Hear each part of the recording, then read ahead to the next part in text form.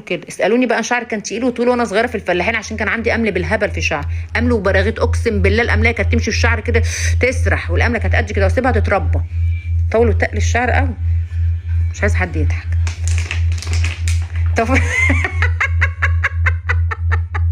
والله عندك حق يا عسل. توفيق عكاشي عكاشي، توفيق عكاشة فرع الشرقية اول مصحف. طب وحياة ربنا شعري كان فيه امل كتير وانا صغيره، يا ريته دام. والله العظيم يا ريته دام. هو البراغيث، لا البراغيث ملهاش لزوم، البراغيث بتقرص وتحمر الجسم وخلاص، لكن الامل بيطول الشعر ويتقله. شوفوا بنات الفلاحين كده، شوف بنات الفلاحين شعرهم عامل ازاي، تقيل وطويل. من ايه الامل اللي بتشتموا عليه ده؟ والاجانب بيشتروه. روحوا انتوا بس حد يا ريت حد يسلف لي من عندنا من الزقازيق شويه امل. كل ما اسال عيله يا بنت راسك ما فيهاش امل، تقول لي والله يا قبله سام مش عندي ده، مش عندي جامل، مش عندي والله. ليه يا بنتي ما عندكيش؟ ليه ما كان زمان عندنا يا بنت؟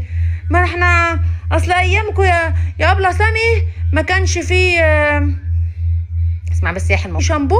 وتلاقي شامبو ده شامبو. قالت لي شامبو والبتاع اللي معاه دي يا قبله سامي البلسم.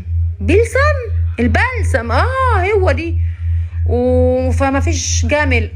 واقفه تهرش تقول لي ما فيش جامل واقفه. اقول لها امال بتهرشي ليه؟